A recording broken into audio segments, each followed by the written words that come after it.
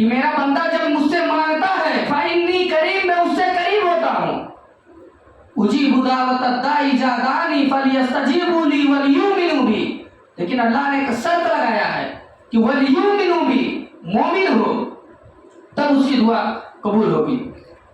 عبداللہ ابن عمر رضی اللہ تعالیٰ عنہ فرماتے ہیں کہ میں ایک سفر میں جا رہا تھا تو دیکھا کہ ایک بکری کا چرواہا ہم لوگوں کے سامنے سے گزرا، تو ہم لوگ کھانا کھا رہے تھے، ہم لوگ اسے بلائے، اس چرواہا کو بلائے اور کہتے ہیں میرے بھائی لیو تم بھی کھانا کھا لو۔ اس نے کہا نہیں میرے بھائی میں تو روزے سے ہوں۔ عبداللہ ابن عمر نے کہا کہ اتنا دھوپ میں، اتنا سخت دھوپ میں اور اتنا سارا بکری کا ریوڑ ہونے کے باوجود تم روزے سے ہو؟ کہا ہاں میں نفلی روزے سے ہوں۔ عبداللہ ابن عمر کہتے ہیں کہ میں سوچا کہ لاؤ اس کا روزہ ذرا چیک کروں کہ اس کا روزہ اسے فائدہ پہنچا رہا ہے کہ نہیں۔ عبداللہ ابن عمر کہتے ہیں کہ اے میرے بھائی ایک کام کرو، ایک بکری تم مجھے دے دو، اور جب تمہارا مالک تم سے پوچھے کہ ایک بکری کہاں گیا تو کہنا کہ ایک بکری کو بھیڑیا اٹھا لے گیا، اور تم بھی میرے ساتھ بیٹھ کر کھا لینا، بکری کو ذبح کریں گے اور ہم سب مل کر کھا لیں گے۔ کہا ہے میرے بھائی میں تو اپنے مالک سے جھوٹ بول دوں گا کہ اس بکری کو بھیڑیا کھا گیا، لیکن وہ مالک کو میں کیا جواب دوں گا جو عرش عظیم کا مالک ہے، میں اسے کیا جواب دوں گا کہ جس کی شان یہ ہے تبارک الذی بیدہ الملک وہو علی کل شیء قدیر، کہ جو ہر شے پہ قدرت رکھتا ہے، اے میرے بھائی میں اسے کیا جواب دوں گا۔ عبداللہ ابن عمر رضی اللہ تعالیٰ عنہ جب اس غلام کا یہ الفاظ سنتے ہیں عبداللہ ابن عمر رونے لگتے ہیں اور لوگوں سے پتہ کرتے ہیں یہ کس کا غلام ہے۔ پتہ چلا فلاں ابن فلاں کا غلام ہے۔ عبداللہ ابن عمر جب سفر سے واپس آئے اس غلام کو آزاد کیے، اور آزاد کرنے کے بعد کہا کہ اے میرے بھائی تو غلامی کے لیے نہیں پیدا ہوا ہے، تو اللہ اور اس کے رسول کے راستے میں نکل پڑ۔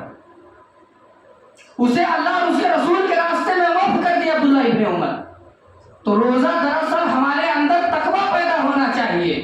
اگر انسان روزہ رکھ کر جھوٹ بولتا ہے، چغلخوری کرتا ہے، غیبت کرتا ہے، تو اس کے روزہ اسے فائدہ نہیں پہنچا ہے۔ اگر اس کا روزہ اسے فائدہ پہنچاتا تو جس طریقے سے یہ صحابی رسول نے کہا کہ اللہ تو دیکھ رہا ہے، اس طریقے سے آج ہم بھی یہی کہتے، اور ہم روزہ رکھ کر اللہ رب العالمین سے دعا کرتے ہیں۔ اللہ رب العالمین ہماری دعا کیوں نہیں سنتا ہے؟ حضرت خولہ رضی اللہ تعالیٰ عنہ کے بارے میں آتا ہے کہ حضرت خولہ رضی اللہ تعالیٰ عنہ کے شوہر انہیں اپنی ماں کے طریقے سے حرام کر دیے۔ کہا کہ اے میری بیوی تم میرے ماں کے طریقے سے حرام ہو۔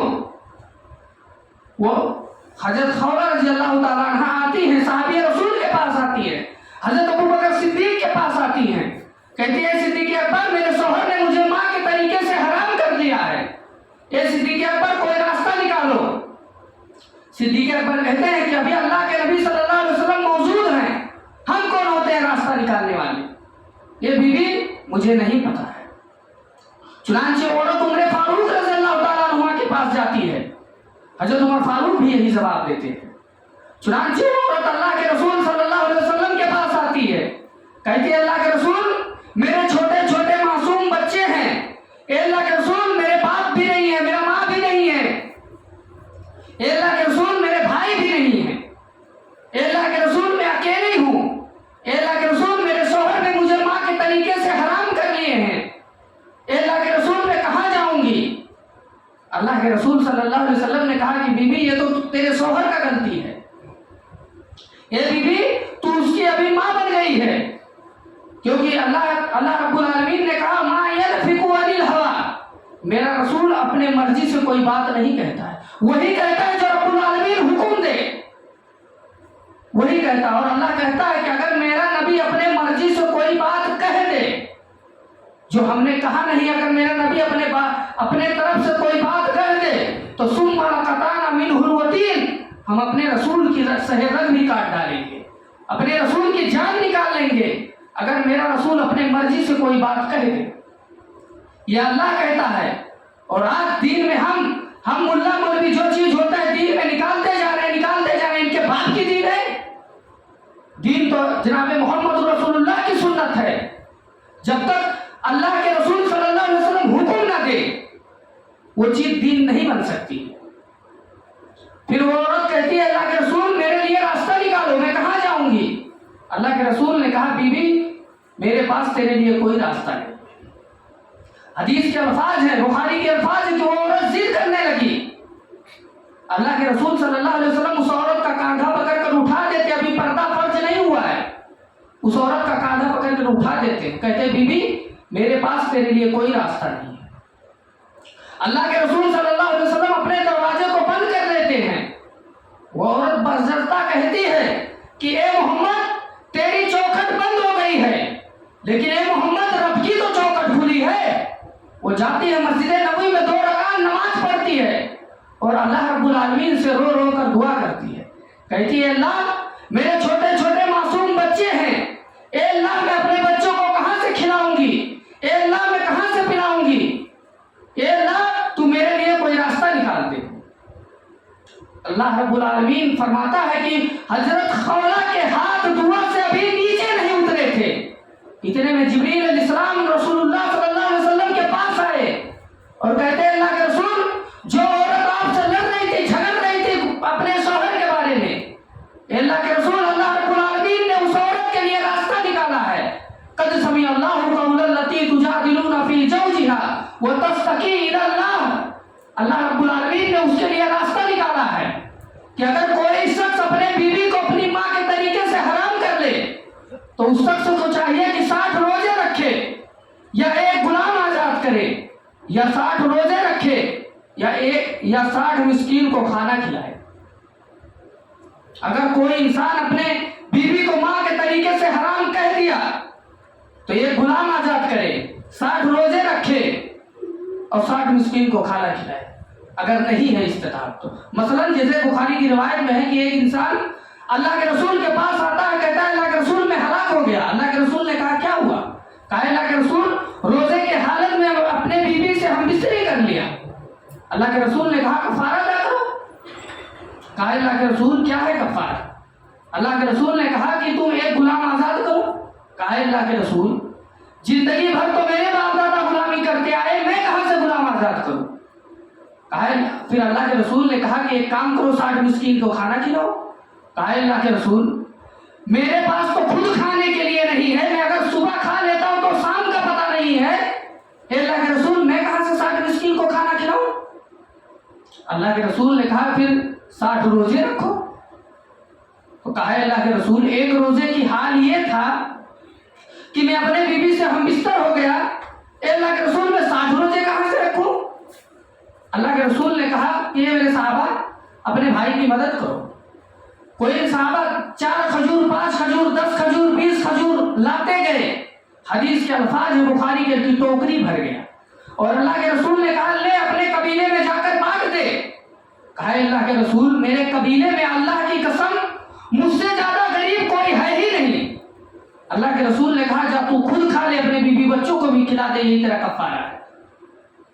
تو اسلام کے اندر سہولت ہے، اور اللہ رب العالمین نے کہا کہ وَلْيُؤْمِنُوا بِي لَعَلَّهُمْ يَرْشُدُونَ کہ بندہ اگر مجھ سے دعا کرتا ہے تو شرط یہ ہے کہ وہ ایمان کے ساتھ ہو، ایمان کے حالت میں ہو۔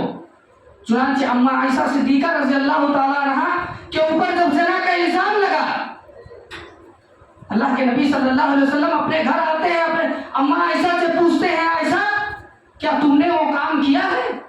اما عائشہ نے کہا کہ اللہ کے رسول وہ کام میں نے نہیں کیا ہے۔ جو لوگ یہ کہتے ہیں کہ اللہ کے نبی صلی اللہ علیہ وسلم کو علم غیب ہے، اما عائشہ کی یہ بات اس شخص کو جھوٹا مار رہی ہے کہ اگر نبی کو علم غیب ہوتا تو اما عائشہ سے کیوں پوچھتے کہ عائشہ کیا تم نے زنا کیا ہے؟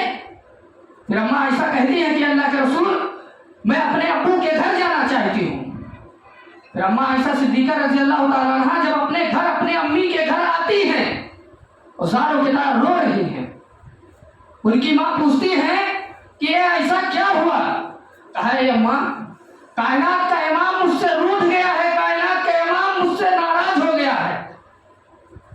اما عائشہ صدیقہ رضی اللہ تعالیٰ عنہ زاروں کے تار رو رہی ہیں اور کہتی ہے امی کائنات کا امام مجھ سے روٹھ گیا ہے۔ اللہ کے نبی صلی اللہ علیہ وسلم پھر صدیق اکبر کے گھر آتے ہیں اور صدیق اکبر کے گھر آنے کے بعد وہی سوال کرتے ہیں کہ عائشہ کیا تم نے وہ کام کیا ہے؟ اما عائشہ نے کہا کہ اللہ کے رسول میں بارہا کہہ چکی ہوں کہ اللہ کے رسول میں نے وہ کام نہیں کیا ہے۔ پھر اما عائشہ صدیقہ رضی اللہ تعالیٰ عنہ وضو بناتی ہیں، 2 رکعت نوافل نماز 2 رکعت نماز پڑھتی ہیں اللہ رب العالمین کے دربار میں، مصلی بچھاتی ہیں، 2 رکعت نماز پڑھتی ہیں اور کہتی ہیں اللہ میں سر اس وقت اٹھاؤں گی جب تو میرا بارات قرآن حکیم میں نازل کر دے گا۔ اے اللہ میں سر اسی وقت اٹھاؤں گی جب تک کہ تو اپنے محبوب کو وحی کے ذریعے بتا نہیں دے گا۔ اے اللہ کبھی میں اپنے سر کو سجدے سے اٹھاؤں گی۔ چنانچہ اما عائشہ صدیقہ رضی اللہ تعالیٰ عنہ اللہ رب العالمین کے دربار میں سجدہ سجود ہو جاتی ہیں اور اللہ رب العالمین سے رو رو کر دعا کرتی ہیں۔ اور یہاں اللہ کے نبی صلی اللہ علیہ وسلم کا یہ حال ہے کہ آپ صلی اللہ علیہ وسلم بیٹھے ہیں اور پسینہ اللہ کے نبی صلی اللہ علیہ وسلم کا جاری ہوا۔ اما ایسا کہتے ہیں کہ اللہ کے رسول کے اوپر جب وحی اترتی تھی، وحی نازل ہوتی تھی تو سخت سردیوں میں اللہ کے نبی صلی اللہ علیہ وسلم پسینے سے بھیگ جاتے تھے اور جب اونٹنی پہ بیٹھے رہتے تھے اگر اونٹنی کے اوپر وحی نازل ہوتی تھی تو مارے اس کے وحی کے وجہ سے اونٹنی بھی دب جاتی تھی، بیٹھ جاتی تھی۔ ابو بکر صدیق رضی اللہ تعالیٰ عنہ فرماتے ہیں کہ جب میں نے دیکھا کہ اللہ کے نبی کے اوپر پسینہ ٹپک رہے ہیں، موتیوں کے طریقے سے پسینہ ٹپک رہے ہیں، میں تو ڈر گیا کہ جبریل کیا خبر میرے بیٹی کے بارے میں لاتے۔ لیکن اماں عائشہ کہتی ہیں کہ میں بالکل بھی گھبرائی نہیں، اس لیے کہ وہ کام میں نے کیا ہی نہیں تھا۔ چنانچہ اللہ کے نبی صلی اللہ علیہ وسلم کے اوپر سورہ نور کی 18 آیتیں جبریل علیہ السلام لے کر نازل ہوتے ہیں اور کہتے ہیں کہ اے اللہ کے رسول اللہ رب العالمین نے کہا ہے کہ جاؤ میرے نبی سے کہہ دو کہ اگر وہ عائشہ کو غلط سمجھے گا تو میرے محبوب سے کہہ دو میں اس کی نبوت کو چھین لوں گا، کیونکہ عائشہ پاک دامن ہے۔ اور یہ جو منافقین جو اپنے دعوے میں جھوٹے ہیں، یہ جو منافقین عائشہ کے اوپر الزام لگا رہے ہیں، یہ منافقین اپنے دعوے میں جھوٹے ہیں۔ جب اللہ کے نبی کے اوپر 18 آیتیں نازل ہوئی، اما عائشہ صدیقہ رضی اللہ تعالیٰ عنہ کی امی کہتی ہیں کہ اے عائشہ اٹھو، سجدے سے سر اٹھاؤ، اللہ رب العالمین نے تمہارے پاک دامنی کا اعلان کر دیا ہے۔ اما عائشہ سجدے سے سر اٹھاتی ہیں اور اما عائشہ کی ماں کہتی ہیں کہ اے بیٹی تم اللہ کے نبی صلی اللہ علیہ وسلم کا شکریہ ادا کرو۔ اما عائشہ کہتی ہیں کہ میں اللہ کے نبی کی شکریہ ادا نہیں کروں گی، میں اس ذات کی شکریہ ادا کروں گی کہ جس نے میرے پاک دامنی کا اعلان قرآن میں کیا ہے، کیونکہ اللہ کے رسول بھی مجھ سے پوچھنے آئے تھے میرے گھر پہ۔ میں شکریہ اس ذات کی ادا کروں گی کہ جس نے میرے پاک دامنی کا اعلان قرآن میں کیا ہے۔ تو اللہ رب العالمین نے کہا کہ دعا کرو وَإِذَا سَأَلَكَ عِبَادِي عَنِّي فَإِنِّي قَرِيبٌ، میں اس کے قریب ہوتا ہوں، لیکن وَلْيُؤْمِنُوا بِي لَعَلَّهُمْ يَرْشُدُونَ، کہ جب بندہ ایمان کے حالت میں دعا کرتا ہے، مسلمانوں روزے کے حالت میں اللہ کے نبی صلی اللہ علیہ وسلم نے دعا قبولیت کی شرط بتائی ہے کہ اللہ رب العالمین روزے دار کی دعا قبول کرتا ہے۔ جو انسان روزے سے رہتا ہے اس کی کوئی بھی دعا اللہ رد نہیں کرتا ہے۔ سفر میں رہو تو دعا کرو، خانہ کعبہ میں دعا قبول ہوتا ہے، یہ سب مقام مقدسہ ہیں، یہاں سب دعا قبول ہونے کی شرط ہیں۔ اور ہم ایسے جگہ پہ دعا کرتے ہیں کہ جہاں تو اللہ اور اس کے رسول کو تو چھوڑو، سیاستہ کی بھی کسی حدیث میں موجود نہیں، ہم وہاں جاتے ہیں دعا کرنے کے لیے۔ چنانچہ حضرت ابو ایوب انصاری رضی اللہ تعالیٰ عنہ کا واقعہ آتا ہے کہ مدینہ کے اندر سب سے غریب صحابی تھے۔